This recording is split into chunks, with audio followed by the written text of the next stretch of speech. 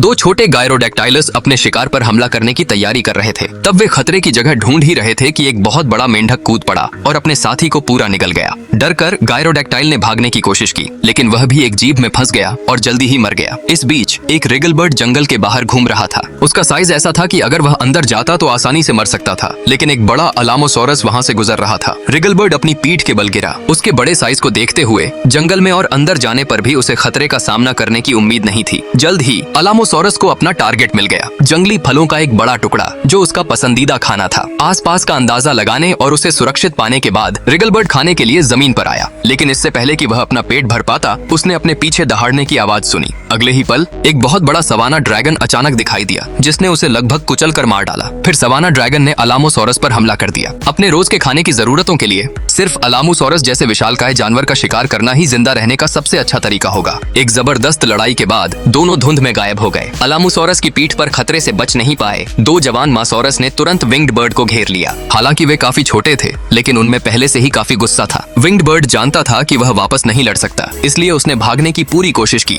लेकिन उसकी स्पीड जवान मासोरस से बहुत कम थी। खतरे को और करीब आते देख वह घबरा गया और तेजी से एक बड़े पेड़ पर ही चढ़ सका। हालांकि विंग्ड बर्ड के नाम में बर्ड शामिल था, लेकिन वह सीधे जमीन से नहीं उड़ सकता था। ज्यादा से ज्यादा वह सिर्फ ऊंचाई से नीचे सरक सकता था। खुशकिस्मती से मासोरस पेड़ों पर नहीं चढ़ सकता था, इसलिए वह बस नीचे सब्र से इंतजार कर सकता था। हालांकि यह देखकर कि उसका दुश्मन जाने वाला नहीं है, विंग्ड बर्ड ने एक अजीब आवाज निकाली। यह डेविल फ्रॉग की आवाज की नकल थी। जैसे ही विंग्ड बर्ड दहाड़ता रहा, पास में मौजूद डेविल फ्रॉग ने जवाब दिया। नीचे मौजूद छोटा मासोरस समझ नहीं पाया कि क्या हो रहा है। डेविल फ्रॉग उसे बहा ले गया। बड़े डेविल फ्रॉग 1 मीटर से ज्यादा लंबे हो सकते हैं और वे धरती पर अब तक के सबसे बड़े मेंढक हैं। हमले में एक और मासोरस भी मारा गया। तभी अलामोसोरस का साथी आ गया। बिना रिज वाला बर्ड जैसा ड्रैगन तेजी से उस भीमकाय जानवर की पीठ पर उड़ गया। सिर्फ इस बड़े जानवर से चिपककर ही वह जंगल से सुरक्षित बच सका। यहाँ तक कि खूंखार सैवेज ड्रैगन भी अलामोसोरस के झुंड पर हमला करने की हिम्मत नहीं कर सका और उन्हें जाते हुए बस बेबस होकर देखता रहा।